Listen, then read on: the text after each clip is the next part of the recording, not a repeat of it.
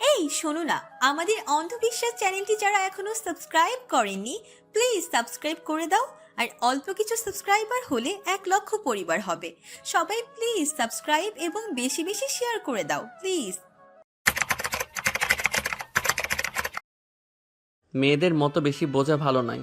গুম হওয়া প্রতিটা মেয়ে আমার কাছে সমান। সবাইকে নিজের কাতারে ফেলে। এভাবে যেখানে সেখানে হুমড়ি খেয়ে পড়বেন না। ইরফাত সকল ঘটনাকে দুই ভাগে ভাগ করেন, ছেলে ও মেয়ে।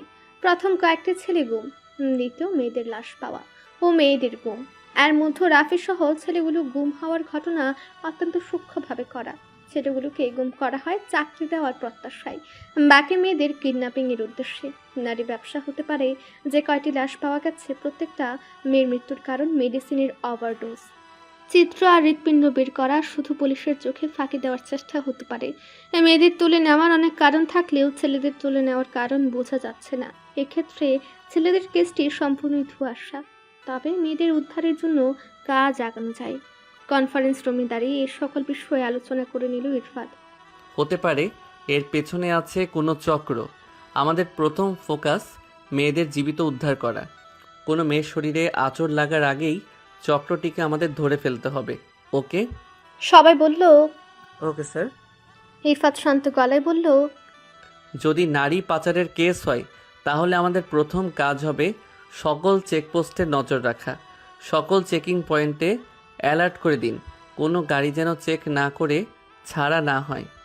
আর সেকেন্ড ফোকাস করতে হবে কোনো প্রসেসে মেয়েদের কিডন্যাপ করা হচ্ছে, কারণ জানলে অ্যালার্ট করা যাবে, যাতে নতুন কেউ এই ফাঁদে পা না দেয়। গতকাল রিমা কবিরের সাথে আরেকটি মেয়ে ছিল, ওনাকে থানায় আনার ব্যবস্থা করুন। জাবির, জি স্যার। আপনাকে সিমলাপুরের প্রফেশনাল আর্টিস্টদের একটা লিস্ট করতে বলা হয়েছিল, ওটা রেডি? চেষ্টা করছি স্যার।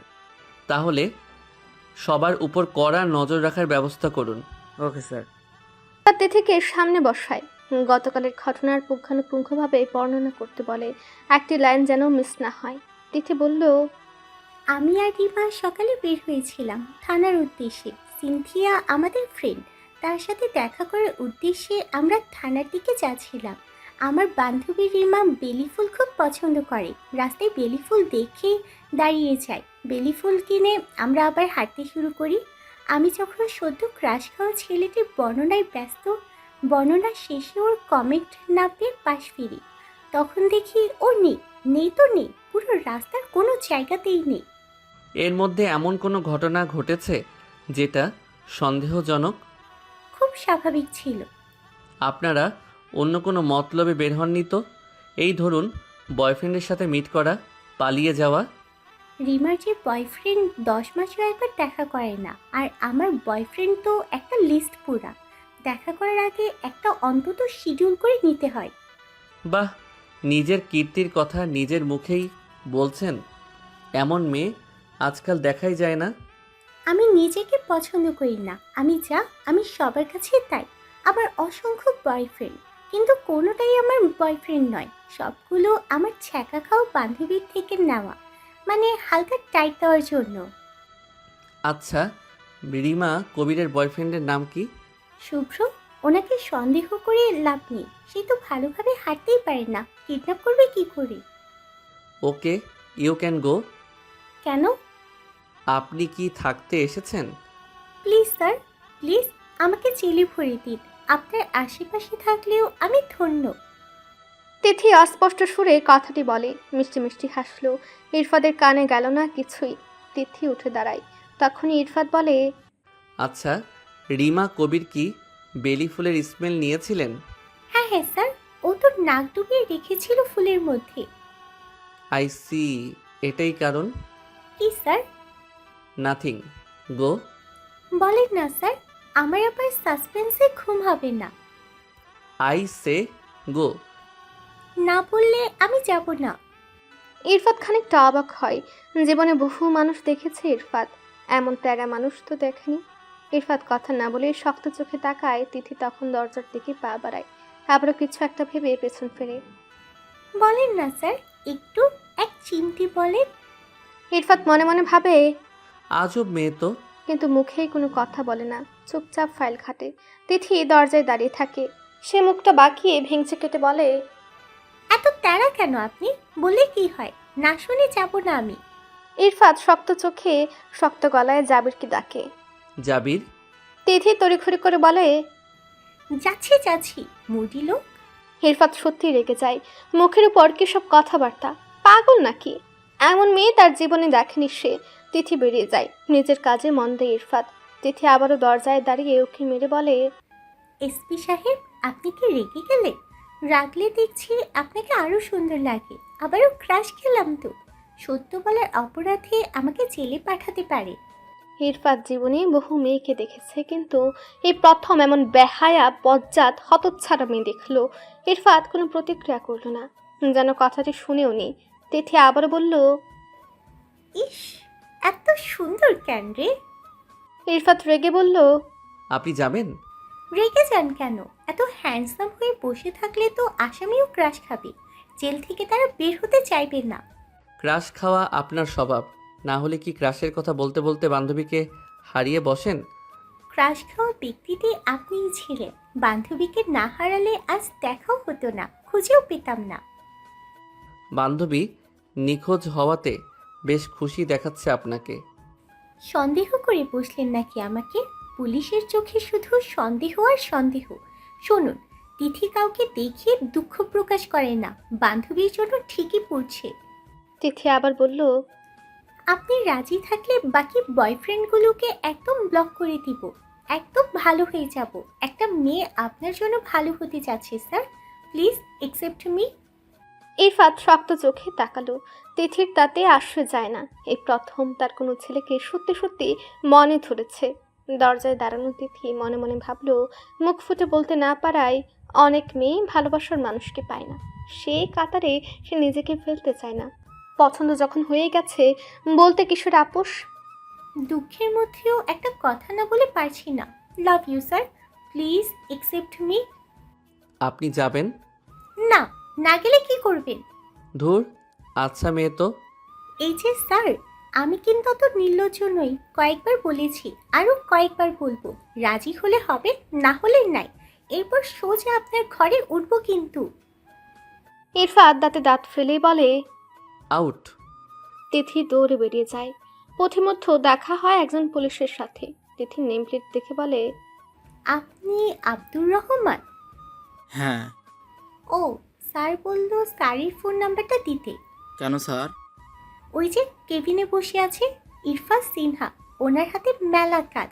আপনার নাম বলে দিলেন। স্যার, এর অনুমতি ব্যতীত স্যারের নম্বর দেওয়া নিষেধ। প্রয়োজন হলে স্যার নিজেই কার্ড দেন।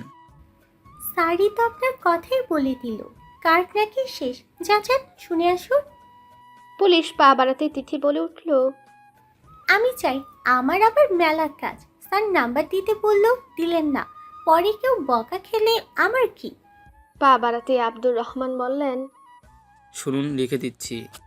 তিথি ছোট্ট কাগজে নম্বর লিখে নিল। তারপর নম্বরের ছোট্ট কাগজের ভাঁজে উষ্ঠ স্পর্শ করে বলল, ইস, এত ভাল লাগে কেন রে আমার? রাত দিন বোঝার উপায় নেই। আধারে ডুবে থাকা চার দেয়ালের মাঝে মনে হচ্ছে গভীর রাত। একই মেঝের উপর থেকে ভেসে আসছে গভীর শ্বাসের শব্দ। আশেপাশে যেন অনেকেই আছে, যারা ঘুমিয়ে তলিয়ে গেছে। রিমা চোখ খুলে আন্দাজ করলো তার হাত দুটো পেছনের দিকে বাঁধা, মুখে ট্যাপ লাগানো। কথা বলার উপায় নেই, কিন্তু কেন? সে কোথায়? সকালের কথা স্মৃতিচারণ করলো সে। সকালে বেরিয়েছিল দুজন, তারপর কি হলো? তিথি কোথায়? সে ডাকে, তিথি, তিথি। কিন্তু সে শব্দ আর মুখ ভ্যাদ করে বের হয় না। চোখের কোণা জলে পূর্ণ হয়ে ওঠে। ভয়ানক কিছু কল্পনা করে আত্মা কেঁপে ওঠে। তখনই ভেসে আসে কয়েকটি পুরুষের ভরাট গলা। তারা কিছু আলোচনা করছে। রিমা কান পেতে থাকে। ভেসে আসা পুরুষালী গলার দিকে আন্দাজে এগিয়ে যায়। দরজার উপাস থেকে কেউ একজন বলছে, মনে রাখবেন, এটাই আমাদের শেষ অপারেশন। ফুলফিল করতে পারলেই বেঁচে যাব, না হলে আজীবনের জন্য জেলে পুষে মরব। সবাই কেয়ারফুল থাকবে, আমাদের বাঁচতে হবে। সূর্য ডোবার প্রস্তুতি। দূরে কোথাও পশ্চিম আকাশে ঢলে পড়ছে রক্তিম সূর্য। কচ্ছপের গতিতে গাছের উপাসে হারিয়ে যাচ্ছে সূর্যের রক্তিম আভা। ইরফাত নিজের রুমে প্রস্তুত হচ্ছে সিভিল ড্রেসে। বাকি কাজ সারার জন্য প্রস্তুতি নিচ্ছে সে। হঠাৎ বিছানার সাইড টেবিলে পড়ে থাকা মোবাইলটা কেঁপে উঠল। ইরফাত ফোন তুলে ওপাশ থেকে মেয়েলি গলা। স্যার, মিস সিনথিয়া তো কাঁদছে। ইরফাতের গলা স্বাভাবিক, যেন নিয়ে জিজ্ঞাসা করার আগ্রহ আর না জানার আগ্রহ। ইরফাতের চুপ থাকা অবস্থায় দায়িত্বরত পুলিশ বলেন, মিস সিনথিয়ার বাবা এসেছিলেন, সেই থেকে তিনি কেঁদেই চলছেন। ইরফাদের এই মুহূর্তে সবচেয়ে প্রথম কাজ গতকালের কেস নিয়ে আগানো। অনেকগুলো মেয়ের লাইফ রিস্কে, যেহেতু মুক্তিপণের দাবি এখনো আসেনি, সুতরাং হতে পারে পাচারের চেষ্টা। সকল যানবাহন থেকে শুরু করে বিভিন্ন চেকিং পয়েন্টে অ্যালার্ট করা হয়েছে। যে করেই হোক সবাইকে জীবিত অবস্থায় উদ্ধার করতে হবে। ভিকটিমের পরিবারের জবানবন্দিতে পাওয়া প্রত্যেকটা মেয়ে বেলিফুল পছন্দ করত। প্রত্যেকটা মেয়ের গুম হওয়া লোকেশন জেনে নেওয়া হয়েছে। তার মধ্যে রিমা কবিরের লোকেশন থেকে পাওয়া ফুটেজ দেখেছে ইরফাত একটু আগে। দুটো মেয়ে রুট সাইডে হাঁটছে। অতঃপর রিমা কবির বেলিফুল কিনছিল। তারপর তিথির দেয়া তথ্য মতেই রিমা কবির ফুলে নাক ডুবিয়ে দেয়। অতঃপর যা ঘটেছে আগেই ইরফাত সন্দেহ করেছিল বেলিফুলের ঘ্রাণের সাথে অন্য কিছু মেশানো ছিল। এক্ষেত্রে স্কোপালামিন নামক এক ধরনের ড্রাগস ব্যবহার করা হতে পারে।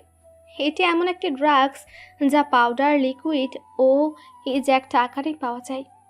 পাউডার আকারে এই ড্রাগস ফোনের স্ক্রিনে, কাগজে ও বিভিন্নভাবে মানুষের শ্বাসে প্রবেশ করানো যায়। এটি একটি হ্যালোসিনেটিক ড্রাগস যা শ্বাসে প্রবেশ করা মাত্রই মস্তিষ্কের নিয়ন্ত্রণ হারায়। এটির মাধ্যমে ছিনতাইকারীরা খুব সহজেই মানুষকে নিজের বশে এনে ছিনতাই করে। তবে এইবারের ঘটনা ভিন্ন। এটির মাধ্যমে কিডন্যাপিংয়ের কাজও চলছে। ফুটেজে স্পষ্ট বেলিফুল কেনার পর রিমা কবির আর তিথি একই সাথে হাঁটছে। একজন কথা বলেই যাচ্ছে, অপরজন মস্তিষ্কের নিয়ন্ত্রণ হারিয়ে ফেলেছে। তারপর সাইডে থামা প্রাইভেট কারে একাই উঠে পড়েছে। পাশের জন কথা বলায় এতটাই মগ্ন যে ধ্যান জ্ঞান ভুলে বসেছে। এতটুকু সময়ের মধ্যে এত দ্রুত কাজটি করা হয়েছে যে পাশে থাকা তিথি বুঝতে পারেনি। গাড়ির নম্বর নোট করা হয়েছে, তবে সে অনুযায়ী এগিয়ে যে তথ্য পাওয়া গেছে গাড়িটি একদিন আগে হারিয়ে গেছে। থানায় জিডি করা হয়েছে। মেয়েগুলোকে উদ্ধার করার জন্য ভিন্ন পথে হাঁটতে হবে। ব্যস্ততায় সিনথিয়ার কথা মাথা থেকে কর্পূরের ন্যায় উড়ে গেছে ইরফাদের। সুধীর গলায় বলল, ফোনটা ওর কাছে দিন। দায়িত্বরত মহিলা পুলিশ ফোন এগিয়ে দিলেন। সিনথিয়া কেঁদে কেঁদে চোখ ফুলিয়ে ফেলেছে, গলায় দলা পাকিয়ে উঠছে দুঃখগুলো। এ সময় ইরফাদের নামটা শুনে তার গলা আরও ধরে আসে। কারণ জানা নেই। দুঃখের সময় সান্ত্বনা দিলে দুঃখ আরও উপচে পড়তে চায় তার। ফোন কানে ধরে নীরবে চোখের পানি ফেলে সে। ওপাশ থেকে ভেসে আসে ধীর গলা। What happened? সিনথিয়া তার মায়ের অসুস্থতার কথা শুনেছে বাবার কাছে, রিমার কথাও শুনেছে। এরপর থেকে চোখ দুটো আর শান্ত হচ্ছে না। কান্নারা তার ইচ্ছের বিরুদ্ধে বাঁধ ভেঙে উপচে পড়ছে। বাধা দিলেই বুকের মধ্যে জমা কষ্টগুলো হেঁচকে আকারে বের হচ্ছে। তার মা অসুস্থ। অতিরিক্ত দুশ্চিন্তায় প্যানিক অ্যাটাক হচ্ছে বারবার। মায়ের মুখটা চোখে ভাসতেই ফুঁপে উঠে সে। ওপাশের ধীর শান্ত গলা, আমি আসছি, কেঁদো না। দমকা হাওয়ার ন্যায় ঠেলে আসা কান্না হঠাৎই উবে গেল। কোথায় গেল? কেন গেল? আচ্ছা, তার ব্যথাগুলো কি ইরফাতের সহানুভূতি চাচ্ছে? কিন্তু কেন? তিথি মাগরিবের আজান শুনে অজু করে নামাজে দাঁড়িয়ে গেল। মোট 7 রাকাত সালাত আদায় করে দুহাত তুলল। তার মোনাজাত জুড়ে সিনথিয়া নামটি প্রতিদিনই থাকে। আজ আরেকটি নতুন নাম যুক্ত হলো, রিমা। রিমা যেখানেই থাকুক যেন সুস্থ থাকে। উদ্ধারকারীদের উদ্ধার করার পথ যেন আল্লাহ সহজ করে দেয়। রিমা সহ সকল মেয়ে যেন সুস্থ স্বাভাবিকভাবে মায়ের কুলে ফেরে। কোনো মায়ের কুল যেন শূন্য না হয়। সব শেষে বলল, আমার দুইটা কাছের মানুষকে তুমি দূরে নিয়ে গেলে, আমার যে আর কেউ রইল না। সবার মতো আমি তো দুঃখ দেখাতে পারি না, বলতে পারি না আমার কষ্ট হচ্ছে। দুঃখ পেতে পেতে ইস্পাতের মতো কঠিন হয়ে গেছি আমি এখন সব জায়গাতেই হাসতে শিখেছি। অকারণেও হাসতে পারি, সবার সামনে 2-4টা চরকেও হাসতে পারি। আমি জানি আমি খারাপ, তবে আমি যেমনই হই ওরা দুজন আমার ভালো থাকার কারণ। আমি সত্যি ওদের খুব ভালোবাসি। তুমি ওদের কোনো ক্ষতি করো না, ওদের ভালোভাবে ফিরিয়ে দাও। ওরা ফিরলে আমি 2টো রোজা রাখবো। দু চোখে টুপটুপ করে পড়া অশ্রু মুছে নিল 2 হাতের ছোঁয়ায়। তারপর উঠে বসলো বিছানায়। রুমের সামনে দিয়ে হেঁটে যাচ্ছে তিথির মামাতো বোন হিয়া। তিথি দৌড়ে উঠে গেল, হাত ধরে টেনে নিয়ে এলো হিয়াকে। 1 মিনিট আগেও যে কাঁদছিল তার ক্রিয়াকলাপে বোঝার উপায় নেই সে দুঃখ পায়। তাকে দেখে সবসময় চিল মুড লাগে, যার কোনো দুঃখ নেই সে খিলখিলিয়ে কিছুক্ষণ হেসে নিল, তারপর বলল, কুটুস রে, শোন শোন, আজকে কি করেছি। হিয়াকে তিথি কুটুস বলে ডাকে। কুটুসের জানার আগ্রহ ব্যাপক, মনের কার্যকলাপ সে ভালোভাবেই জানে। পুরো গল্প শোনার জন্য সে পা দুটো ভাঁজ করে বিছানায় আরাম করে বসলো, তারপর বলল, কি করছো আব্বু? আজ থানায় গেছিলাম। এসপি তো কিউটের দলা একটা, এত সুন্দর এত সুন্দর। এর আগে বলেছিলাম না, রাস্তায় দেখেছিলাম একটা ছেলেকে, থানায় গিয়ে দেখি সে তো এসপি। বলো কি? আমি না আবিকে প্রপোজ করে ফেলেছি। কি বলো? অন ডিউটি অফিসারকে প্রপোজ করে বসলে? হুম তুমি জানো এসপির ফুল মিনিং কি? এসপি কি? জানি রে জানি। তোমার ভয় করলো না? করেছিল। ব্যাটা মনে হয় বেশি ভদ্র, যেভাবে চোখ শক্ত করে তাকাচ্ছিল। তবে মেয়ে বলে বেঁচে গেলাম মনে হয়। এমন কাজ আর করো না। নেহাত ভদ্র ভালো মানুষ বলে বেঁচে গেছো। অন্য কেউ হলে সত্যি সম্মানহানি করতো। আর অন ডিউটি অফিসারের সাথে এমন ফ্লার্ট করা উচিত হয়নি। আমি না সত্যি বেশি বেশি পাকনামি করি। ফোন নাম্বার এনেছি, একবার সরি বলবো। তোর কি লজ্জা শরম বলতে কিছু আছে? নিজেই তো মান সম্মান নাই, অন্যের মান সম্মান খোয়াতে যা দরকার তা তো ভালো জানিস তুই। তিথির মুখের কথা কেড়ে তিথির মামি চড়া গলায় বলল সব। তারপর সোজা সে ঠাস করে চর বসালো হিয়ার গালে। আরে না বলছি, এই অসভ্য মেয়ের কাছে বসবি না। তিথির চোখ দুটো শক্ত হয়ে গেল। এসব খুব কমন, রোজকার ঘটনা। তার তো কথা বলার মানুষ নেই। মামির রান্না করার ব্যস্ততার ফাঁকে কথা বলতে হিয়াকে ডেকেছিল সে, না হলে ডাকতো না। নিজের জন্য আর খারাপ লাগে না, তবে 16 বছর বয়সে ছোট হিয়া তার জন্য মার খেলেও এটা সে মেনে নিতে পারছিল না। ধীর গলায় মাথা নত করে বলল, আমি ওকে ডেকেছি, ওর তো দোষ নেই। ওকে কেন মারলে? আমাকে মারতে। চিকে মেরে আর হাত নষ্ট করবো না। তোর কি লজ্জা আছে? লজ্জা থাকলে তো কবেই সোজা হইতি। ওই জন্যই তো বললাম আমাকে মারো, আমার অভ্যাস আছে। হিয়ার তো নেই। যাদের জন্মের ঠিক নেই তাদের কোনো দিন লজ্জা হয় নাকি? মামি, আমাকে দিকে চোখ পাকিয়ে তাকাস? তোর এত সাহস? তিথি নিজেকে শক্ত করে। এই কথাটা যে সে সহ্য করতে পারে না। চোখে রক্ত উঠে যায়। তবে দুবেলা খাবার আর মাথার উপর ছাদের জন্য তিথি চুপ যায়। তার মামি চেঁচিয়ে বলে ওঠে, বান্ধবী নিখোঁজ, সে গেছে ঝিল্লি পাড়তে। এত রং আসে থেকে? যার সকাল শুরু হয় গরম খুন্তির ঘা আর এত সুন্দর সুন্দর কথা শুনতে শুনতে, এটুকু রং না থাকলে তিথি সে 5 বছরের শূন্যে মিলিয়ে যেত। মুখে খই পুড়ছে নাকি? খাইয়ে পড়িয়ে কি বড় বড় কথা শুনবো? কি তিথি প্রত্যুত্তর করে না, মাথা নিচু করে থাকে। মামির পাল্টা প্রশ্ন, রে, একসাথে দুজন গেলি, রিমা কিডন্যাপ হলো আর তোকে রেখে গেল কেন? কোনো পাচারকারীর সাথে যুক্ত হলি নাকি? মামি, জন্মের ঠিক ঠিকানা নেই যার, তাকে তো আর বিশ্বাস করতেও ভয় হয়। তোদের কি বুকপিট আছে নাকি? তিথির চোখ দুটো আরো শক্ত হয়ে ওঠে। হাতের মুঠি শক্ত করে কষ্টগুলো ধামাচাপা দিয়ে আটকে রাখে। মামি চলে যায় হিয়াও। ওয়াশরুমে ঢুকে যায় তিথি। কষ্টের ঝাঁজে পুড়ে পুড়ে ওঠে শরীর। সে ব্যথা কমতে কামড়ে কামড়ে রক্তাক্ত করে নিজের হাতের নরম জায়গাগুলো। এলো পাথারে কিল ঘুষে দেয় নিজের মাথায়। দেয়ালে কপাল ঠুকতে ঠুকতে নিজেকে শান্ত করে। তারপর ছোট ওই কাগজ থেকে নাম্বারটি তুলে নেয়। তারপর মেসেজ অপশনে গিয়ে লিখে, আসসালামু আলাইকুম, আমি তিথি। হয়তো ভুলে গেছেন, আপনার সাথে আজকে ফ্লার্ট করার জন্য আমি দুঃখিত লজ্জিত। আসলে বাবা মাহীন বড় হয়েছি তো, অনেক কিছু শিখতে পারিনি। Please forgive me. গতকালের মতো আজ বৃষ্টি নেই, তবে একইভাবে পাশাপাশি বসেছে ইরফাত সিনথিয়া। ইরফাত গাড়ি চালাচ্ছে সেদিনের মতো চুপচাপ। উদ্দেশ্য হাসপাতাল। 30 মিনিটের মধ্যেই কাজ শেষ করে সিনথিয়াকে রেখে যাবে আগের স্থানে।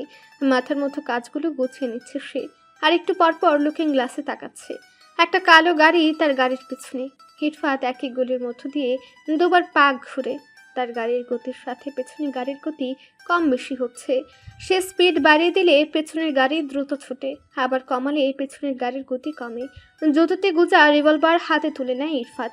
চোখ মুখ শক্ত হয়ে ওঠে ক্রমে। এক হাতে স্টিয়ারিং, আরেক হাতে রিভলভার। আজকে শেষ সে দেখিয়ে ছাড়বে। রিমার পাশে থাকা সকলেই ঘুমাচ্ছে। তার ঘুম ভাঙলো পুরো বিষয়টা বুঝে নিতেই ঘুমের ভান ধরে শুয়ে আছে।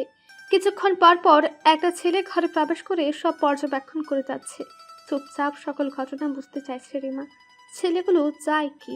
কেন এতগুলো মেয়েকে তুলে এনেছে? সে মনে মনে এখান থেকে বের হওয়ার ফোন দিয়ে এঁটে যাচ্ছে। কান পেতে শুনতে চাইছে সে আছেটা কোথায়, কোনো শব্দ শোনা যায় কিনা।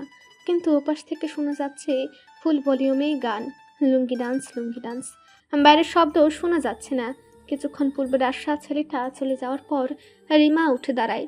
সন্তর্পণে পা ফেলে দরজার বাইরে বের হয়। রুমের বাইরে খোলা ড্রয়িং রুম পার হতেই হঠাৎই মাথায় চেনা জিনিস সিগন্যাল দেয়। গুটি গুটি পায়ে পাশের রুমে যায়। ড্রিম লাইট জ্বালানো রুম, সাদা ফিনফিনে জানালার পর্দা ঝুলছে। থাই গ্লাসে লাগ দেয়া। বিছানার উপর বসে সারা বিছানায় হাত বোলায় রিমা। চেনা গন্ধটা তাকে যেন আষ্টে পৃষ্ঠে আঁকড়ে ধরে। মনের মধ্যে আশঙ্কা কু করে ডেকে ওঠে, বুক ভারী হয়। যেন সাইড টেবিলের ড্রয়ার খুলে বের করে একটি ফ্রেমে বাঁধা দুজনের ভালোবাসার মুহূর্তের ক্লিকে তোলা ছবি। বুকটার উপর পাহাড়ের মতো ভারী কিছু যেন বিনা সংকেতে পড়ে। ভালোবাসার মানুষ যদি এত বড় খেলা খেলে, তাহলে ভালোবেসে এই খেলা মেনে নিতে এত কষ্ট হয় কেন আমাদের? ভালোবাসায় এত যন্ত্রণা কিসের? পৃথিবীতে অনেক ধরনের মানুষ আছে। তাদের মধ্যে কেউ রূপের প্রেমে পড়ে, আর কেউ হয়তো ব্যক্তিত্বের। তবে রিমা তো ভালোবেসেছিল একজনের অসহায়ত্ব দেখে। সেদিন এক ভয়াবহ দুর্ঘটনার সম্মুখীন হয় তারা। সেদিন ঘুম থেকে উঠে সকাল সকাল বেরিয়েছিল রিমা। প্রথমে ব্যাংকে টাকা জমা দেবে, তারপর সারাদিন 3 বান্ধবী মিলে পুরো শহর দাপিয়ে বেড়াবে। সেই উদ্দেশ্যে সিএনজিতে উঠে বসে 3জন একসাথে হলে পুরো দুনিয়া ভুলে বসে তারা। সেদিনও গল্পে গল্পে তুলপার অবস্থা। হঠাৎ সিএনজি চালকের ফোন আসে। ফোন রিসিভ করে চালক। কথা বলার তালে অসাবধানতাবশত সামনে থাকা বাইককে ধাক্কা মারে। ছেলেটি বাইক থেকে ছিটকে পড়ে। সিএনজির সামনে চলে যায়। পেছনে থাকা চলন্ত বাসের চাকায় পিষে যায় ছেলেটির পা। সিএনজিতে থাকা 3জনই আঘাত পায়। সিএনজি চালক সিএনজি রেখে পালিয়ে যায়। রিমা সহ বাকিরা সিএনজি থেকে বের হয়। পড়ে থাকা ছেলেটির মুমূর্ষ অবস্থা, জ্ঞান নেই। মুখ দেখে চমকে যায় রিমা।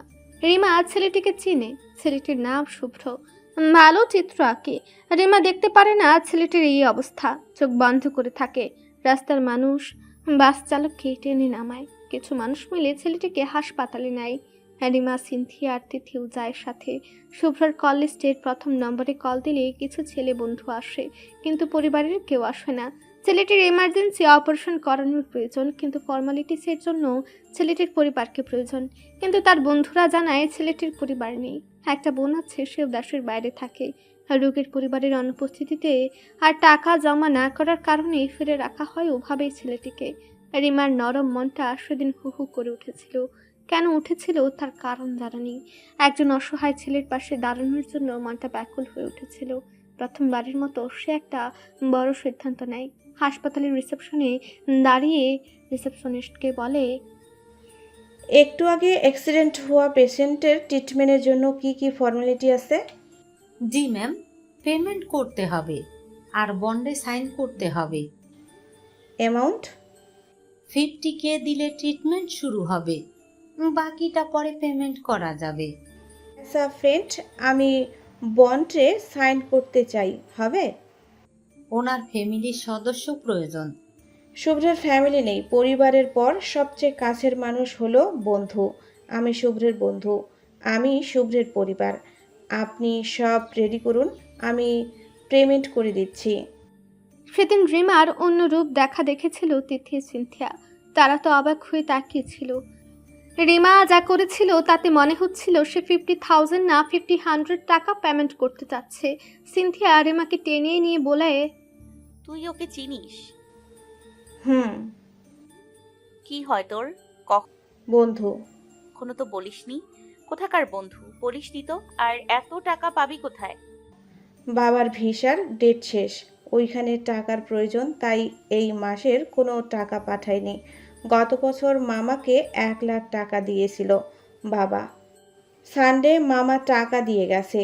আম্মুর কাছে গোছানো কিছু টাকা আছে, তাই বলল বাকি টাকা ব্যাংকে রেখে আসতে। টাকা নিয়ে বের হয়েছিলাম আজ। সামনেই তো ব্যাংক, ভেবেছিলাম নেমে জমা দিয়ে চলে যাব। পাগল তুই? ওই টাকা এখানে দিবি? তোর মা তোকে মেরেই ফেলবে। আগে তো মানুষের জীবন, আমি শুধু 50K দিব। ওনার জ্ঞান ফিরলে ব্যাগ নেওয়া যাবে। তুই আন্টিকে কি করে ম্যানেজ করবি? আর ছেলেটি যদি টাকা ব্যাক না দেয়, মানে না দিতে পারে? না দিলে নাই, নতুন টিউশন হয়েছে দুটো, টাকা পরিশোধ করতে 10 মাস লাগবে। আন্টি যদি বুঝে যায়? বুঝবে না, এত কিছু সে বোঝে না।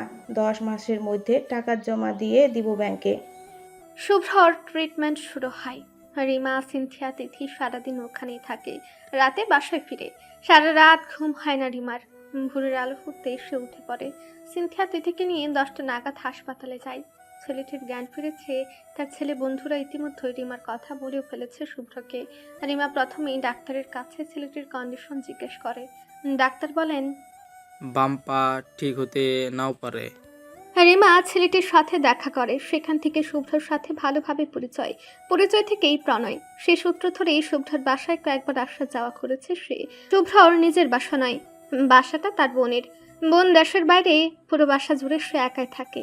এক পর্যায়ে দুজনের মনে একটা ভয় ছিল, যদি রিমার পরিবার না মানে, বাবা মা কখনোই চাইবে না তার মেয়েকে এমন মানুষের হাতে তুলে দিতে। সেই জায়গা থেকে রিমা জোরাজুরি করে গোপনে বিয়ের জন্য। বাকিটা সে দেখে নেবে। রিমার জেদের কাছে হেরে গিয়ে শুভ্র রিমাকে গোপনে বিয়ে করে। সেই সূত্রেই এই বাসা তার ভীষণ চেনা। প্রাইভেট আর ভার্সিটি ফাঁকি দিয়ে অনেকবারই তো এই বাসায় এসেছে সে। এই সাইড টেবিলে ড্রয়ারে রাখা ফটো ফ্রেম তো তাদের বিয়ের দিনের। শুভ্রর ফোনে শুভ্রর থেকে তোলা ছবি, তারপর ফ্রেম বন্দি করা হয়েছে। রিমা যখন এখানে আসতো ফ্রেমটা সাইড টেবিলে রাখতো, আবার যাওয়ার সময় ড্রয়ারে রেখে যেত। কত স্মৃতি, কত ভালোবাসার মুহূর্ত এই 4 দেয়ালের মাঝে জমে আছে। রিমা কি সেই রুম চিনতে ভুল করতে পারে? বুকের মধ্যে হঠাৎ করেই উথাল পাথাল ঝড় শুরু হলো রিমার। এত বিশ্বাস, এত ভরসা, এত ভালোবাসার মানুষটা শেষ পর্যন্ত তাকে কিডন্যাপ করলো। কিন্তু কেন? রিমা ধীর পায়ে আবারও আগের জায়গায় ফিরল। এতক্ষণে বেঁধে রাখা যে হাত দুটো প্রাণপণে চেষ্টা করে খুলছিল, সে বাঁধনেই পেঁচিয়ে নিল নিজের হাত। ভালোবেসে যে মানুষ তাকে ঠকালো, তার হাতে মরার জন্য সে প্রস্তুত। ইরফাত গাড়ির স্পিড বাড়াচ্ছে, আবার লুকিং গ্লাসে চোখ রেখে প্রয়োজন বুঝে কমিয়ে নিচ্ছে। বারবার বাইরে তাকানো, হাতে রিভলভার খেয়াল করে সিনথিয়া ইরফাতের দৃষ্টির দিকে লক্ষ্য করতে থাকে। কিছুক্ষণ পর বুঝতে পারে পেছনের গাড়ি তাদের লক্ষ্য করছে। সিনথিয়া চুপচাপ পুরো বিষয়টা বোঝার চেষ্টা করে, তারপর ধীর গলায় বলে, কোনো প্রবলেম? অভিজ্ঞতা আর কৌশলে একটানে দাপিয়ে ছুটে চলা ইরফাতের গাড়ি পেছু নেয় পেছনের গাড়িটি। আজকে যেন কোনো লুকোচুরি নেই, সামনাসামনি খেলা। ইরফাত গাড়ির স্পিড বাড়ায়, পেছনের গাড়ি ছুটে আসে বাঘের মতো, যেন এখনই গিলে খাবে। নিজের কৌশলে গাড়িটি শহরের বাইরে নিয়ে যায়, জনমানবহীন সোজা রাস্তা। সিনথিয়া ধীর গলায় বলে, কোথায় যাচ্ছি আমরা? ইরফাত দক্ষ হাতে গাড়ি রাস্তার পাশ ঘেঁষে নেয়, পেছনের গাড়ি তাদের ছুঁই ছুঁই। ইরফাত তার সুচালু দৃষ্টি রাখে লুকিং গ্লাসে, সাইড গ্লাসের কাজ নামিয়ে দেয়, পাশাপাশি বলে, কেউ ফলো করছে আমাদের? সিনথিয়া তড়িঘড়ি করে পেছনে তাকায়, পেছনের গাড়ি তাদের গাড়ি ছুঁই ছুঁই। ইরফাত গাড়ির স্পিড কমায়, পেছনের গাড়ি তাল সামলাতে না পেরে সামনের গাড়ির মাঝামাঝি আসে। ইরফাত দক্ষ হাতে গাড়ির চাকা বরাবর রিভলভার তাক করে, সাইলেন্সার লাগানো রিভলভারের নিশানা মিস করে। পেছনের গাড়ির লোকগুলো গাড়ি চালাতে ভালোই দক্ষ, না হলে কি করে বিপদ বুঝে গাড়ি পিছিয়ে নিতে পারতো না। ইরফাত আবারও গাড়ির স্পিড বাড়ায়, রাস্তার পাশ ঘেঁষে থাকা গাছগুলো যেন নিজেরাই ছুটে পিছনে চলে যাচ্ছে। ইরফাত সব কিছুর ফাঁকে সিনথিয়ার দিকে তাকায়, মুখটা ভারী থমথমে, যেন বিশেষ কিছু নিয়ে ভাবছে। ইরফাত গাড়ি চালানোর ফাঁকে একবার বলে, ভয় পাচ্ছ? ওইটুকু কথাতেও সিনথিয়া কেঁপে উঠে। সে ইরফাতের দিকে তাকায়, ইরফাতের দৃষ্টি আবারও লুকিং গ্লাসে। সিনথিয়া অবাক চোখে তাকায়। এই মানুষটা কি মন পড়তে জানে? এত সব কি করে ধরা পড়ে তার চোখে? চুপচাপ বসে সে মাথা নাড়ায়। ইরফাদের ফাঁকে আবার বলে, ভয়ের কিছু নেই। সিনথিয়া জানে একজন এসপি পাশে থাকা মানে সে যথেষ্ট নিরাপদ। তবে পেছনের মানুষগুলো কেন পিছু নিচ্ছে? কারণ কি? ইরফাত নাকি সে? ইরফাত পাশ ফিরে সিনথিয়ার দিকে তাকায়, তারপর বলে, ব্রেক রেডি? সিনথিয়া ইরফাতের চোখের দিকে তাকায়। এখন ব্রেক কেন দিবে? থেমে গেল তো পেছনের লোকগুলো এসে ধরবে। তাহলে প্রশ্নগুলো মনে মনে ভাবে আর মাথা নাড়িয়ে সম্মতি দেয়। চলন্ত গাড়ি সাইড করে ব্রেক চেপে দেয় ইরফাত। পেছনের গাড়ি ছুঁই ছুঁই। দুর্ঘটনা এড়াতে সাইড কেটে সামনে চলে যায় পেছনের গাড়ি। ইরফাত গাড়ি স্টার্ট দেয় আবার। গাড়ির চাকা পাঞ্চার করার জন্য গাড়িটিকে সামনে আনা দরকার। পেছনের গাড়িতে কতজন আছে, কি উদ্দেশ্যে আছে বোঝা যাচ্ছে না। গাড়ি থামিয়ে মুখোমুখি হওয়ার আগে ভালোভাবে পর্যবেক্ষণ করা দরকার। একা হলে তার কোনো চিন্তা ছিল না, তবে পাশে থাকা মেয়েটি এখন তার দায়িত্ব। ইরফাত গাড়ির স্পিড বাড়ায়, পাশাপাশি হয়ে দেখার চেষ্টা করে গাড়িতে ঠিক কতজন। থাই গ্লাসের কারণে পেছনে সব আবছা। সামনের গাড়িতে চাকা বরাবর রিভলভার তাক করে। এইবার নিশানা বরাবর লাগে। গাড়ি থেমে যায়। নিজের গাড়ির দরজা ঠেলে বের হয় ইরফাত। সামনের গাড়ির লোকগুলো গাড়িতেই বসে আছে। ইরফাত জানালায় দাঁড়িয়ে নিচু হয়ে উঁকে দেয়। ভেতরে সিনথিয়া চুপচাপ বসে আছে। ইরফাত বলে, শুয়ে পড়ো। গাড়ির ওপাশ থেকে গলার স্বর শোনা না গেলেও ইশারা ঠিকই বুঝে। ইরফাত এখনো জানালায় দাঁড়িয়ে। ইরফাতের সিটে মাথা রাখে সিনথিয়া। জানালায় দাঁড়িয়ে থাকা ইরফাত উঁচু স্বরে বলছে, গাড়ি থেকে নামবে না, ওকে? সিনথিয়া মাথা ঝাঁকায়। ইরফাত চলে যায়। তবে বেশিক্ষণ তার মন সায় দেয় না। কেন যেন শুয়ে থাকতে পারে না সে। কি হচ্ছে দেখার আগ্রহে চোখে তৃষ্ণা জেগে যায়। সে উঠে বসে। সামনের গাড়ি থামানো। ইরফাত কৌশলে এগিয়ে যাচ্ছে। সামনের গাড়ির লোকগুলোকে দেখা যাচ্ছে না, আবার গাড়ি থেকে নামছেও না। ইরফাত ওই গাড়ির জানলার কাছে যায় সাবধানে। রিভলভারের দুটো বুলেট অলরেডি শেষ। বাকি চারটা সে বিনা কারণে ব্যবহার করবে না। রিভলভার তাক করা দেখে সাইড গ্লাস নামিয়ে দেয়। গাড়ির ভেতরের কেউ। ইরফাত গমগমে গলায় বলে, হ্যান্ডস আপ। ওদের কাছে কোনো অস্ত্র নেই। যা আছে তাদের রিভলভারের সামনে টিকতে পারবে না। তারা সকলেই হাত উপরে তুলে এক হাতে রিভলভার ধরে থাকে। সাথে গাড়ির দরজা খুলতে বলে ইরফাত। সাথে সাথে দরজার লক খুলে ভিতরের কেউ। সাথে সজোরে লাথি মারে গাড়ির দরজায়। ইরফাতের হাতে রিভলভার ছিটকে পড়ে নিচে। পাশের দরজা দিয়ে বাকিরা বেরিয়ে সামনের দিকে প্রাণপণে ছুটে। রাস্তায় ছিটকে পড়া রিভলভার তুলে তাদের পেছনে ছুটে ইরফাত। এদিকে সিনথিয়া একা গাড়িতে বসে থাকে। জানলায় তাকিয়ে দেখে নেয় পুরো পরিবেশ। চারপাশটা প্রায় জনমানব শূন্য। কোনো গ্রাম্য পরিবেশ। মাঝখান দিয়ে রাস্তা দুপাশে কোনো খ্যাত হবে। আশেপাশে কোনো বাড়ি ঘর নেই। রাস্তায় নেই কোনো লাইট। একা জনমানব শূন্য জায়গায় গাড়িতে বসে তার ভয় লাগতে শুরু করে। তবে অপেক্ষা করা ছাড়া তার তো কোনো উপায় নেই। সে সামনে তাকিয়ে অধীর আগ্রহে তাকিয়ে থাকে। কেন লোকগুলো পেছন নিল, ধরার চেষ্টা করলো, আবার পালিয়েও গেল। রিমা অঝোর ঝরা বৃষ্টির মতো চোখের জল ফেলে। বুকের মধ্যে ঠুকে যাওয়ার এক নির্মম ব্যথা তাকে ঝাঁঝরা করে দিচ্ছে।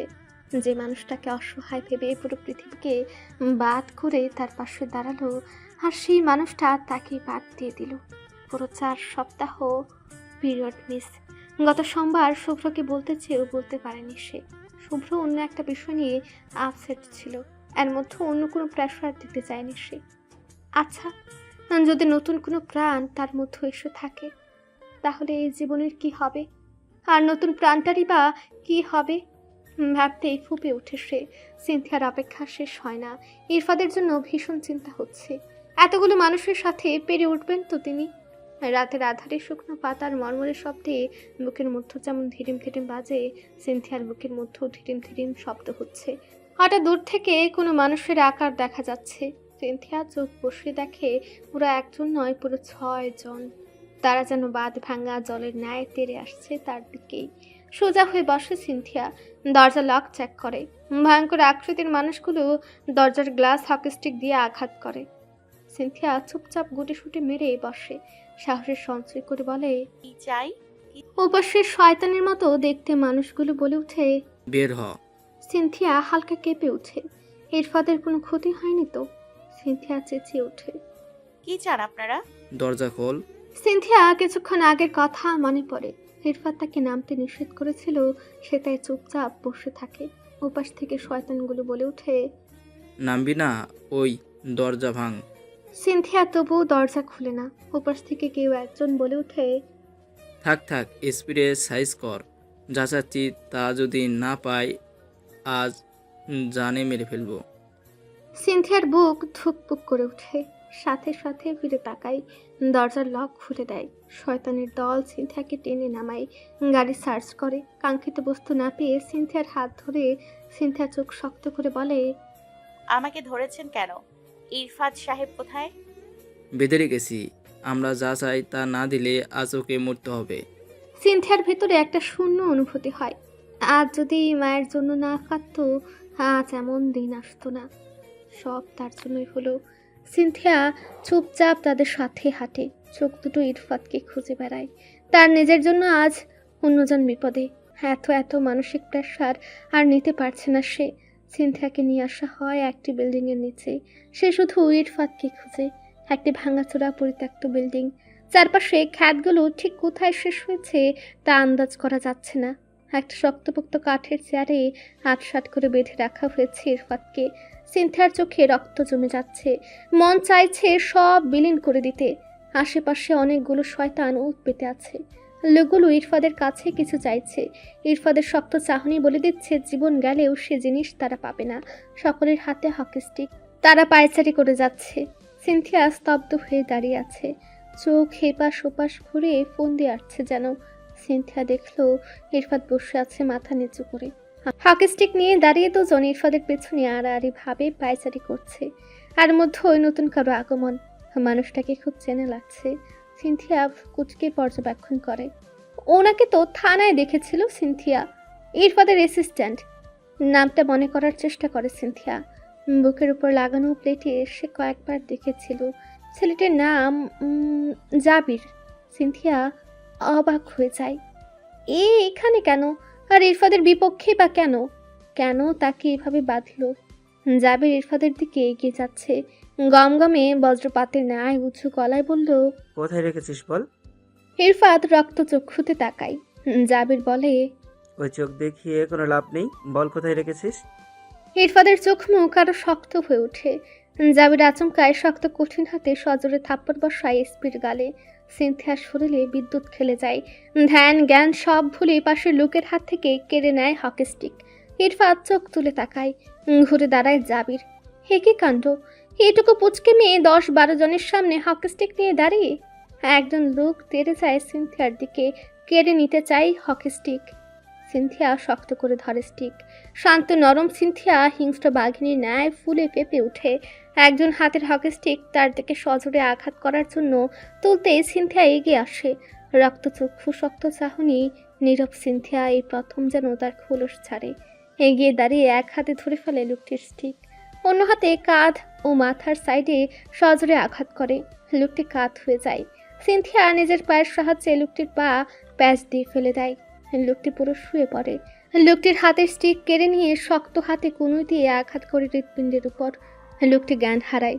চারপাশে বাকি লোকগুলো গোল হয়ে দাঁড়ায়। মাঝখানে দাঁড়ায় সিনথিয়া। চারপাশের লোকগুলো গোল হয়ে ঘুরছে। সিনথিয়া চোখ পাকিয়ে তাদের পাত বোঝার চেষ্টা করে। তাদের আঘাত পড়ার আগে সিনথিয়া পাশের লোকটির বাহু ও বুকের সাইডের ফাঁকা জায়গায় পা শূন্যে তুলে লাথি মারে। অপর পা সহ নিজেকে ঘুরিয়ে কান গড়ার মাঝামাঝিতে লাথি মারে। লোকটি ধপাস করে পড়ে। মার্শাল আর্টের প্রশিক্ষণপ্রাপ্ত মেয়েদের মতো মিনিটের মধ্যেই কাত করে ফেলে বাকিদের। জাবির ততক্ষণে রিভলভার ধরে ইরফাদের পেছনে দাঁড়ায়। বাকি একজন কৌশলে সিনথিয়ার পেছন থেকে গলা পেঁচিয়ে ধরে। রিভলভার ঠেকায় সিনথিয়ার মাথায়। সিনথিয়া চুপ করে থাকে 30 সেকেন্ড। হাত দুটো উপরে তোলার ভঙ্গিতে এক হাতের মুষ্টি শক্ত করে আর চোখে দেখে নেয় রিভলভার। তারপর মারে থুতনি বরাবর, অন্য হাতে কেটে নেয় রিভলভার। ঝড়ের গতিতে বাতাসেরও আগে ছুটে সিনথিয়া জাবিরের কপাল বরাবর ধরে রিভলভারের নল, ট্রিগারে রাখে আঙ্গুল। এই জল জ্যান্ত অগ্নিশিখা সিনথিয়াকে দেখে নিজেই অবাক হয় ইরফাত। কতগুলো পুলিশের সাথে লড়ে এখনো টিকে আছে সে। সিনথিয়া অগ্নিমূর্তি ধারণ করে মুহূর্তেই, বজ্র কণ্ঠে বলে, রিভলভার নামান। ইরফাত দুজনের কাণ্ডগুলো উপভোগ করে। জাবির রিভলভার ইরফাতের দিকে তুলে তাক করে সিনথিয়ার কপালে। দুজন মুখোমুখি। গেম এখানে থামলেও চলবে, তবে ইরফাত চুপচাপ দেখে। জাবির যদিও নিজের ফর্মে নেই, নেই রিভলভারের বুলেট। বানানো প্ল্যান অনুযায়ী সে একটু বাজে দেখবে সিনথিয়াকে। সিনথিয়ার এই রূপে কত দূর যেতে পারে দেখা দরকার। সিনথিয়া নিজের হাতে রিভলভার ছুঁড়ে ফেলে। জাবির ছুরা রিভলভারের দিকে তাকাতেই নিজের কপালের উপর তাক করা রিভলভার কৌশলে ছিনিয়ে নেয়। পুনরায় তাক করে জাবিরের দিকে। ইরফাত তখনই বলে ওঠে, ব্রিলিয়েন্ট ব্রিলিয়েন্ট। নিজের পেছনের নাটকীয় ভাবে বাধা হাত তুলে হাততালি দেয় ইরফাত। তারপর বলে, তা ম্যাডাম, মার্শাল প্রশিক্ষণপ্রাপ্ত হয়েও সেদিন নিজেকে বাঁচাতে আমাকে কেন কল দিলেন? সিনথিয়া হালকা কেঁপে ওঠে। একজন এসপি কতটা চালাক হলে এমন গেম খেলে। জাবির হাসি চাপিয়ে রাখতে পারে না, খানিকটা উচ্চ স্বরেই হাসি। তারপর বলে, স্যার, কি অবস্থা করেছে দেখছেন? সবগুলোকে হসপিটালে নিতে হবে। ইরফাত আরেক পলক সামনে তাকিয়ে থাকে। তারপর বলে, ওদের তোলো। জাবির ইরফাদের দিকে তাকায়। গালটা লাল হয়ে আছে ইরফাদের। শরীরে বেঁধে রাখা দড়িগুলো খুলে দেয় জাবির। তারপর বলে, স্যার, ক্ষমা করবেন, থাপ্পড়টা বেশি জোরে লেগেছে। আমি তো দিতে বললাম, সরি বলার কি দরকার? জাবির বলল, তাহলে আপনি আসুন, ওদের গাড়িতে তুলছি আমি। ইরফাত মাথা নাড়ায়। জাবির চলে যায়। ইরফাত নিজের পকেট থেকে মার্শাল আর্টের একটা সার্টিফিকেট বের করে। নিজের রিভলভার সিনথিয়ার কপালে তাক করে বলে, প্রথমত আপনাকে গাড়ি থেকে আনতে যাওয়া হলো আপনি কি করে নিজেকে বাঁচান ওইটা দেখার জন্যে। না, আপনি তো তা করলেন না, উল্টো তাদের সাথে এখানে এলেন। 5 মিনিটের মধ্যে প্ল্যান চেঞ্জ করা হলো। নাটক কেমন হলো জানাবেন। সকল প্রশ্নের উত্তর তো আপনি নিশ্চয়ই দিবেন। তবে আগে বলুন, আপনি আমাকে বাঁচাতে এত মরিয়া কেন হলেন? সিনথিয়ার চোখ দুটো টলমল করে উঠল। আজ সে ভয়ঙ্কর ভাবেই ফেসে গেছে। এই ফাঁস থেকে পৃথিবীর কেউ তাকে বাঁচাতে পারবে না। এসপি ইরফাতকে সে কেন বাঁচাতে চাইছে সে তো জানে না। শুধু ইরফাদের তাক করা রিভলভার তার নরম হাতে ধরে।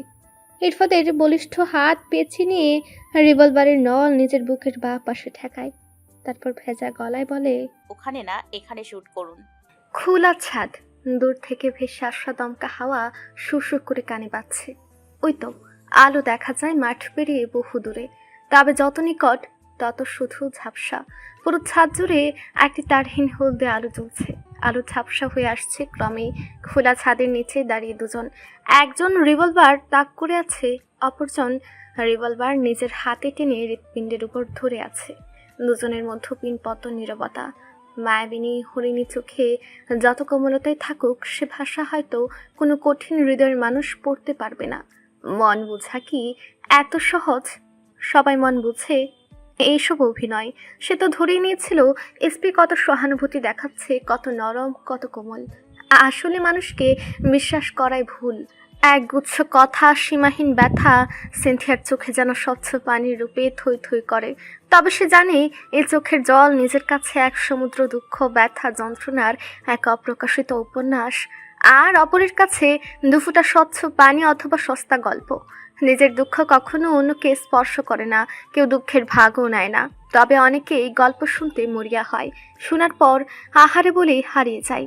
তাই এই মুহূর্তে সিনথিয়ার মন থেকে কিছু বলার নেই, সে শুধু শাস্তি চায়। খানিকটা সময় দীর্ঘশ্বাস নিয়ে সিনথিয়া বলে, শুট মি। ইরফাত সিনথিয়ার মায়াবী ভেজা চোখ দুটোতে প্রথমবারের মতো সরাসরি একটানা অনেকটা সময় নিয়ে তাকায়। তার তীক্ষ্ণ চোখ কি মানুষ চিনতে ভুল করতে পারে? অবশ্যই না। সে জানে তার সামনে দাঁড়ানো মেয়েটি কেবল হিংস্র জানোয়ারের জাল ফেলার একমাত্র হাতিয়ার। সে তো এই কারণেই সব জেনে বুঝে সামনে দাঁড়ানো মেয়েটিকে অনেকটা সময় দিল, প্রয়োজনে কোমল হলো, বন্ধু সুলভ আচরণ করলো, যাতে সিনথিয়া স্বেচ্ছায় সব খুলে বলে। কিন্তু মেয়েটি এতই সরল আর এতই আবেগী, এত কষ্ট সয়েও সত্যিটা বলল না। সত্যি বললে কি আর এই নাটক তাকে সাজাতে হতো? এত দুঃখ তো তাকে দিত না। ইরফাদের গলায় সে আগের শীতল সুর, যা পুরো হৃদয়কে বরফ শীতল করে দিতে পারে। ইরফাদ আরও কিছু পেপারস খুলে দেখায়, তারপর ধীর গলায় বলে, সব বললেই তো হয়, নিজেকে কেন কষ্ট দিচ্ছ তুমি? কি বলবো? তোমাকে অ্যাডপ্ট করা হয়েছিল, আমাকে বলনি। তুমি মার্শাল আর্ট জানো, আমাকে বলনি। তুমি একজন অ্যাপ ডেভেলপার, তুমি কিচ্ছু বলনি সিনথি। সিনথিয়া পাথরের মূর্তির ন্যায় দাঁড়িয়ে থাকে, যেন পৃথিবীর কোনো শব্দ, কোনো কিছু তাকে স্পর্শ করে না। ইরফাত রিভলভার সরায়। এটা তাক করা শুধুমাত্র একটু ভয় দেখানোর জন্য। আসলে এই সত্যি ভয় দেখিয়ে বের হবে না। ইরফাতকে এর চেয়েও কোমল হতে হবে, যাতে সিনথিয়া ভরসা করতে পারে। ইরফাত এক পা এগিয়ে দাঁড়ায়, নিজের বলিষ্ঠ কঠিন হাত আবারও কোমল করে সিনথিয়ার মাথায় রাখে। ট্রাস্ট মি, আমি সব ঠিক করে দিব। সিনথিয়া চোখ উল্টে ভরসায় হাতটা টলমল ঝাপসা চোখে দেখে। সে দীর্ঘশ্বাস টেনে নেয়, ফুঁপে ওঠে, কিন্তু কিচ্ছু বলে না। ইরফাত ধীর শান্ত বরফ শীতল গলায় আবারও আশ্বস্ত করে। কিছু অনুভূতি প্রকাশ না করলে তুমি বাঁচতে পারবে না সিনথি। সিনথিয়া লম্বা শ্বাস টেনে বলে, আমি জ্ঞান হওয়ার পর থেকেই জানতাম আমি বাবা মায়ের অতি আদরের সন্তান। যাওয়ার আগেই সব পেয়ে যেতাম। এইভাবেই বড় হয়ে ওঠা। আমি তখন ক্লাস 7-এ পড়ি। আমার টিউটর ছিল আমার কাজিন, খুব ভালো ছেলে, রূপে গুণে সকলের চোখের মণি। আমরা পাশাপাশি ফ্ল্যাটে থাকতাম। ভাইয়া রাতে পড়াতে আসতো, আমি খুব উৎসাহ নিয়ে পড়তে বসতাম। খুব ফ্রেন্ডলি ছিল ভাইয়া, সবার মতো আমার কাছেও সে ভীষণ প্রিয়। সে প্রথমবারের মতো আমাকে জানালো আমি বাবা মার কেউ না। প্রথমে বিশ্বাস করিনি, পরে সকল ডকুমেন্ট দেখে বাধ্য হলাম। সে আমাকে এটাই বোঝালো আমি এই বাসার কেউ না। আমার বাবা মা নিঃসন্তান ছিল বিধায় আমাকে আনা। এরপর আমার ভাই মুগ্ধ হয়েছে, কিন্তু তারা আমাকে ফেলে দিতে পারে না, তাই অমনি রেখে দিয়েছে। এরপর থেকে বাবা মায়ের ভালোবাসার খাদ না থাকার পরও আমার চোখে মনে হতো হয়তো সত্যি ভালোবাসে না। নিজেকে নিজের মধ্যে গুটিয়ে নিতে থাকলাম, চুপচাপ হয়ে গেলাম, আলাদা হয়ে গেলাম। সেদিন রাত 7টা, আম্মু বাবা একটা কাজে বাইরে গেলেন। মুগ্ধ ঘুমিয়েছিল, তাই রেখে গেলেন। মুগ্ধ তখন 4-5 বছরের হবে। একটু পর জিসান ভাই এলো বাসায়। আমি প্রতিদিনের মতো পড়তে বসে গেলাম। ভাই আমার হাত ধরলো। আমি কিছু বুঝতে পারলাম না। আমি হাত টেনে সরিয়ে নিলাম। তার চাহনি সেদিন আমাকে শীতের মধ্যেও ঘামিয়ে তুলছিল। সবটা না বুঝলেও কিছু তো বুঝি। আমি না পারছি চলে যেতে, আর না পারছি বসে থাকতে।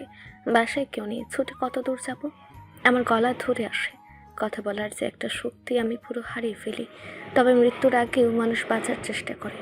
আমি শরীরের সর্বশক্তি দিয়ে চিৎকার দিতে চেয়েছিলাম। সে চিৎকার বাধা পড়ল তার লৌহ শক্ত হাতের চাপায়। আমি দমে গেলাম না, হাত পা ছোটাছুড়ি করলাম। সে আমার গলায় পেঁচানো ছোট্ট উন্না আমার মুখে ঠেলে দিল, হাত পা বেঁধে বিছানায় ছুঁড়ে মারল। আমি প্রাণে আল্লাহকে ডাকি। আমি ভয়ে আত্মরা। তখন জীবনের এমন ভয়ানক পরিস্থিতির শিকার হওয়া মেয়েটি প্রথমবারের মতো অনুভব করলো ব্যাড টাচ কি। সে আমাকে পরপর 3টে জায়গায় তার জ্বলন্ত নোংরা ওষ্ঠের স্পর্শ দেয়। একটা ঘাড়ে, একটা গলায়, আর একটা হৃদয়ের উপর। এরপর কলিং বেল বাজে। সে আমার হাত পায়ের বাঁধন খুলে আর বলে, এসব যদি বলি তাহলে কেউ বিশ্বাস করবে না, কেউ না। এতে আমি উল্টো বাবা মা আর নিজের জায়গা হারাবো। রাস্তায় রাস্তায় ঘুরবো, কেউ জায়গা দেবে না। সেদিন আমি প্রথমবারের মতো সব চেপে যাই। ওই রাতের যন্ত্রণায় ওই অবুঝ সিনথিয়া 2 চোখের পাতা এক করতে পারেনি, শুধু নিঃশব্দে কাঁদে। এরপরও সুযোগের ব্যবহার জিসান বরাবর করার চেষ্টা করে। আমি অসংখ্যবার আম্মুকে বলতে চেয়েও পারিনি, বাবাকে বলতে পারিনি।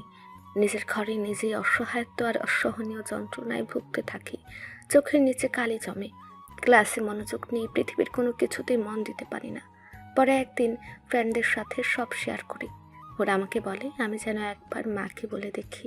আমি বাসায় এসে মায়ের পেছনে ঘুর করি। আম্মু জিজ্ঞেস করে, কিছু বলবি? আমি পুরো বিষয়টা খুলে বলি। আম্মু পুরো আকাশ থেকে পড়ে।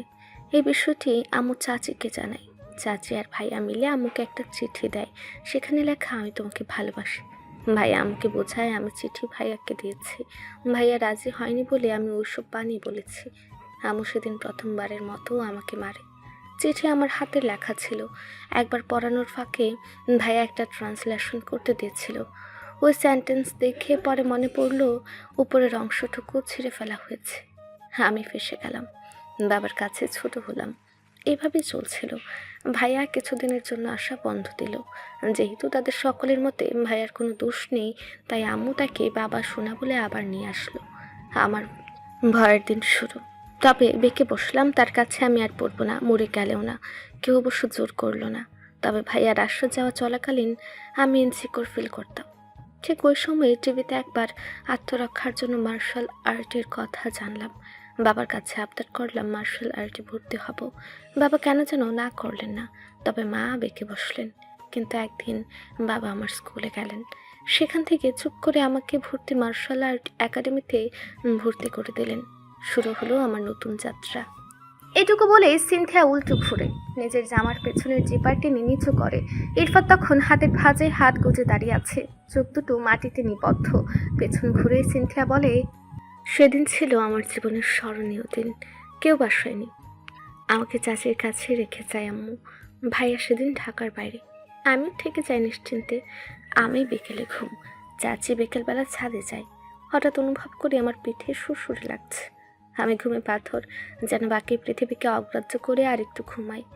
হঠাৎ আগের ভয়টা মাথা ঝাড়া দিয়ে ওঠে, ঘুম ছুটে যায়, লাফিয়ে উঠে বসি। আমি স্তব্ধ, বাকরুদ্ধ। বিছানার উপর ভাইয়া। আমি চেঁচিয়ে ওঠার আগে তার হাতের আড়ালে আমার মুখ। নিজের ওড়নাটা আবারও আমার মুখের মধ্যে ঠেলে দেয়। তার শক্তির সাথে আমি কুলে পাই না। মার্শাল আর্টের আত্মরক্ষার কৌশল আমি প্রয়োগ করি। সে আমার উপর থেকে দুহাত পিছিয়ে যায়, কিন্তু আবারও উঠে আমাকে উল্টো ঘুরে রাগে ক্ষোভে আমার পিঠে 6টা কামড় দেয়। সেটা মনে হয় মানুষের দেয়া আঘাত নয়, প্রতিটা দাঁত আমার পিঠকে রক্তাক্ত করে। পিঠের মাংস ভ্যাদ করে ক্যানাইন দাঁতগুলো ঢুকে যায়। আমার পিঠের অবস্থা দেখলে বুঝবেন। ইরফাত তাকায় না, সিনথিয়া পিছু ফিরে তাকায়। পিছনের মানুষটি চোখ নামিয়ে দাঁড়িয়ে। সিনথিয়া ভেজা গলায় বলে, দেখুন না, কিছু আঘাত দেখতে হয়। পৃথিবীতে কত মানুষের কত দুঃখ যে হাসি মুখের আড়ালে থাকে, এইটা দেখেই বুঝবেন। ইরফাত এক হাত দূরে দাঁড়ানো। সিনথিয়ার বলার পর চোখ তুলে তাকায়। পিঠ জুড়ে গোল গোল হাওয়া কামড়ের দাগ, দাঁতগুলো যেন পিঠ ফুটো করে দিয়ে গেছে। ইরফাতের চোখে রক্ত উঠে যায়। সিনথিয়া ঘুরে দাঁড়ায়, তারপর আবার অশ্রুসিক্ত নয়নে বলে, সর্বশক্তি দিয়ে প্র্যাকটিসের বাস্তবায়ন করি সেদিন আমি। আমার ভেতরের যত শক্তি ছিল ওর উপর প্রয়োগ করি। মারতে মারতে সেদিন আত্মহত্যা করি, পরে জ্ঞান হারাই। আমি সেদিন প্রথম বাবাকে আমার পিঠটা দেখাই। আমি যদি মিথ্যা বলি, এই জানোয়ারের মতো কামড় কে দিল? আমি কি আমার পেছনে কামড়াতে পারি? বাবা সেদিন কেঁদেছিল, কিন্তু এরপরও আমি ন্যায় বিচার পেলাম না। ভাই ভাই সম্পর্ক রক্ষার্থে তারাই পুরো বিষয়ে ধামা চাপা দিল। আমি শুধু প্রতি রাতে যন্ত্রণায় পড়তাম। এই হলো জীবন। পুরুষ নামক শব্দটায় ঘৃণা জমল। কারো সাথে কথা বলতাম না, বাইরে যেতাম না, এইভাবেই চলছিল। এক সময় রাফি এলো। রাফি ওর বোনকে কলেজে দিতে আসতো। ওইখানেই আমাকে দেখেছিল। কত বিশ্বাস, কত ভরসার জায়গায় সে নিজে তৈরি করলো। আমি তবু বিশ্বাস করলাম না। বন্ধুরা বোঝালো সব ছেলে এক নয়, বন্ধুত্ব করলে তো দোষের কিছু নয়। মেনে নিলাম। কাছ থেকে দেখলাম ছেলেটা সত্যি ভালো। তাকে আমার সমস্ত পাস্ট খুলে বললাম, সে মেনে নিল। আমিও মেনে নিলাম। শর্ত ছিল বিয়ের আগে কোনদিন স্পর্শ করতে পারবে না। রাফি মেনে নিয়েছিল। 2 বছরের সম্পর্কে ও ওর কথা রেখেছে। কখনো স্পর্শ করেনি, তবে একদিন খুব অসুস্থ থাকায় চোখের পাতায় ওর ওষ্ঠের স্পর্শ পেয়েছিলাম। মিথ্যা বলবো না, তখন ভালো লেগেছিল। এরপর দেখুন, ভাগ্যে নির্মম পরিহাসে তার কাছে আবারও ঠকে গেলাম। হারাইনি। হারালে পুরুষের কাছে ঠকে যাওয়া গল্পের চিহ্ন তুমি অন্য পুরুষকে দেখাতে না। আপনি মনে হয় কাপুরুষদের সাথে সুপুরুষের তুলনা করলেন। তারপর বলো, নিজেকে প্রোটেক্ট করার শক্তি থাকার পরও আমাকে কেন কল দিলে? সিনথিয়া দম নিয়ে বলল, ওই দিন এইটুকু বলার পর ইরফাতের ফোনটা কেঁপে উঠল। এক হাতে সিনথিয়াকে থামতে বলে ইরফাত ফোনের ওপাশে যাবে বলে, স্যার, প্রফেশনাল সকল আর্টিস্টদের মধ্যে একজনকে সন্দেহ করা যায়। সে গত সপ্তাহতে দোকান থেকে অনেকগুলো ঘুমের ইঞ্জেকশন নিয়েছে। সকল ইনফরমেশন নেওয়া শেষ, লোকেশন ট্র্যাক করা হয়েছে। আমাদের ইমিডিয়েটলি যাওয়া প্রয়োজন। কিন্তু সিনথিয়া। মিস সিনথিয়াকে রেখে আসতে অনেক সময় ব্যাপার, আমাদের হাতে সময় নেই। আপনি ওনাকে নিয়ে চলে আসুন। ওকে। ইরফাত ফোন রাখে। তড়িঘড়ি করে সিনথিয়াকে বলে, বাকি কথা পরে শুনবো, আমাদের যেতে হবে। সিনথিয়া নিজের পিছনের জিপার টেনে তোলার চেষ্টা করে। ইরফাত লম্বা পায়ে এগিয়ে যাচ্ছে। সিনথিয়া দুটানায় পড়ে যায়। এইরকম উন্মুক্ত পিঠ নিয়ে হয়তো গাড়ি অব্দি যেতে পারবে বাকি পথ, তবু পেছনে জিপার টানে আর এলোমেলো পায়ে এগিয়ে যায়। ইরফাত খানিকটা এগিয়ে গিয়ে পাশে সিনথিয়াকে না দেখে পিছনে ফিরে তাকায়। সে অনেকটা পিছনে। ইরফাত তাড়া দেয়, হারিয়া। সিনথিয়া তখন অপ্রস্তুত। জিপার ছেড়ে দৌড়ে ইরফাদের পাশাপাশি হয়। ইরফাদের পায়ের সাথে দৌড়ে ছুটে চলে। গাড়ির দরজা খুলে দেয় ইরফাত। সিনথিয়া গাড়িতে ওঠার জন্য এক পা দেয়। তখনই ইরফাদের চোখে পড়ে উন্মুক্ত পিঠের সেই ক্ষতের চিহ্নগুলো। চোখের সামনে সিনথিয়ার বলা কথাগুলো ভেসে ওঠে। কেমন যেন অশান্ত লাগে। ইরফাত শীতল গলায় বলে, ওয়েট। সিনথিয়া পিছু ফিরে। জিজ্ঞাসা সূচক দৃষ্টিতে তাকিয়ে থাকে। ইরফাত চোখের ইশারায় বলে সামনের দিকে ঘুরতে। সিনথিয়া ইরফাতের সামনেই ঘুরে দাঁড়ায়। ইরফাত বলিষ্ঠ হাতে টেনে আনে জামার দু প্রান্ত, মাঝখানে যে পা টেনে তুলে ঢেকে দেয় পুরনো যন্ত্রণার ইতিহাস। ড্রিম লাইটের মৃদু আলো, সিলিংয়ে ঝুলানো ফ্যানের ক্যাটক্যাট আওয়াজ, পাশের রুমে উচ্চ শব্দে বাজানো গান, আর বুকের ভেতরে দাও দাও করে জ্বলা আগুনে পুড়ছে রিমা। তার বুধ শক্তি যেন শূন্যের কোথায়। জীবনের কিছু মুহূর্ত আসে মনে হয় নিজেকে নিঃশেষ করার জন্য। অন্ধের মতো বিশ্বাস করে ঠকে গিয়ে বেঁচে থাকার শক্তি হারিয়ে ফেলেছে যেন সে। কিছু সময় নিজের মস্তিষ্ক শূন্য মনে হয়, মনে হয় সব যদি দুঃস্বপ্ন হতো। সাদা ধবধবে টাইলসে কাত হয়ে 10 টাইলে শুয়ে আছে রিমা। চোখের কোণা ছুঁয়ে পড়ছে উষ্ণ নোনতা জল। অদৃশ্য তিক্ত ছোঁয়ায় বুঝে আসছে গলা, যেন কেউ দু হাতে গলা চেপে ধরে আছে। বুকের উপর পুরো পৃথিবীর ভার যেন চাপিয়ে দেয়া হয়েছে তার। মাথার যন্ত্রণায় নার্ভ যেন ছিঁড়ে যাচ্ছে। এত যন্ত্রণা কেন? কেন? কি অপরাধ ছিল তার?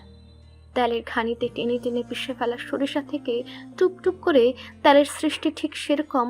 বুকের ভেতরের যন্ত্রণা তাকে পিষে পিষে রক্তগুলো যেন চোখের জলের সৃষ্টি করছে। এক ফোঁটা চোখের জল যেন শরীর থেকে চষে আনা রক্ত। সে চোখ মুখ খিচে কামড়ে ধরে ওষ্ঠাধর। ঠকে যাওয়া এত যন্ত্রণা জানলে সে কখনোই ভালোবাসতো না। আর যে কেউ তাকে দগ্ধ আগুনে পুড়ে মারত, অথবা কুল কিনারাহীন অথৈ সাগরে ফেলে দিয়ে আসতো, তাহলেও এত ভুগতে হতো না। রিমা চোখ বন্ধ করে। তখনই পাশে থাকা কয়েকটা মেয়ে মধ্যে একজন শব্দ করে ওঠে। শব্দগুলো অনেকটা বোবাদের মতো শোনা যায়। তার কথা বাধা পড়ছে স্কচ টেপের আড়ালে। রিমা উঠে বসে নিজের হাতের বাঁধন খুলে, তারপর হামাগুড়ি দিয়ে মুখোমুখি বসে অচেনা মেয়েটির। মুখের স্কচ টেপ এক টানে খুলে দেয় রিমা। হাঁপে ওঠা মেয়েটি চোখ ঘুরে দেখে চারপাশ, বড় বড় শ্বাস টানে। বিপদ ডার পেয়ে গলা শুকিয়ে আসে তার। জিভ দিয়ে ভেজে নেয় উষ্ঠ কয়েকবার। এক গ্লাস পানির খুব বেশি প্রয়োজন। কলিজা অব্দি শুকিয়ে গেছে যেন। মেয়েটি রিমার দিকে তাকিয়ে বলে, এতগুলো মেয়ে এভাবে পড়ে আছে কেন? রিমা অল্পবয়সী মেয়েটির চোখ মুখের অবস্থা দেখে বুঝতে পারে সে অনেক বেশি ভয় পাচ্ছে। তার শ্বাস ওঠানামার অবস্থা বেহাল। রিমা মেয়েটির থুতনিতে আলতো করে হাত রাখে, তারপর নিজেকে যথাসম্ভব স্বাভাবিক করে বলে, নাম কি তোমার? তুমি কে? আমরা এখানে কেন? আমি রিমা। তোমার প্রশ্নের কোনো উত্তর আমার কাছে নেই বোন, তবে এতটুকু জানি আমরা বিপদে আছি। চৈতি ছোট বাচ্চাদের মতো ফ্যাচ ফ্যাচ করে কেঁদে ফেলে, আর রিমা সাথে সাথে মুখ চেপে ধরে। একদম না, এমন সময় কাঁদতে নেই। আমাদের বের হওয়ার রাস্তা বের করতে হবে, এটাই অপশন। কাঁদলে আরও প্রস্তাতে হবে। চৈতি ঠেলে আসা কান্নার সামনে যেন নিজেই পাথর হয়ে বাধা দেয়। কান্না বন্ধ করে মূর্তির মতো বসে, হাত দুটো তখনও বাঁধা। এতগুলো নিষ্পাপ প্রাণ এভাবে নষ্ট হবে ভেবেই কুল পায় না রিমা। নিজের জীবন তো নষ্টই, তাই বলে বাকিদের জীবন তো নষ্ট হতে দিতে পারে না। মৃত্যুর আগে সর্বশক্তি দিয়ে বাঁচার তো চেষ্টা করা উচিত। সে নিজে না বাঁচুক, বাকি প্রাণগুলো তার জীবন দিয়ে হলেও বাঁচানোর চেষ্টা করা উচিত। রিমা ফিসফিস করে বলে, বিপদের সময় কাঁদলে কোনো সমাধান হয় না। আমাদের উচিত প্ল্যান মাফিক আগানো। চলো সবাইকে প্রথমে ডেকে তুলি, তারপর প্ল্যান। রিমা ধীর গলায় প্রত্যেকটি মেয়েকে ডেকে তুলে, তারপর গোল হয়ে বসে। রিমা প্ল্যান সাজায়, সবাইকে প্রথমে শান্ত হতে বলে। আমরা কেউই জানি না তারা কেন আমাদের তুলে এনেছে এবং কি চায়। জানা আমাদের উদ্দেশ্যও নয়। আমাদের ফোকাস থাকবে এখান থেকে বের হওয়া। তোমরা যখন ঘুমন্ত অবস্থায় আমি পুরো বাসা দেখে এসেছি। আমরা এখন দোতলায় আছি, নিচতলায় পাহারা দিচ্ছে অনেকেই।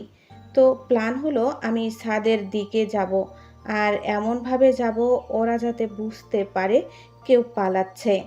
তখন বেশিরভাগ লোক উপরে উঠে যাবে আর তোমরা নিচে চলে যাবে। মেন দরজার চাবি আমার কাছে আছে, দরজা খুলে বাইরে বেরিয়ে যাবে। বাকিদের মুখটা ছোট হয়ে আসে। এতটুকু সময়ের মধ্যেই তাদের মধ্যে একটা অদৃশ্য টান তাদের একসাথেই বেঁধে দিয়েছে। তাদের মধ্য থেকে একজন বলে উঠল, তাহলে তোমার কি হবে? আমার যাই হোক, ওসব চিন্তার বিষয় না। তোমরা আগে নিজেদের বাঁচাও। তাদের মধ্য থেকে একজন বলে উঠল, তুমি আমাদের জন্য এতটা ভাবছো? আর আমরা তোমাকে বিপদের মধ্যে রেখে চলে যাব? দেখো, আমরা সকলেই যদি একসাথে বের হতে চাই, কেউই বের হতে পারবো না।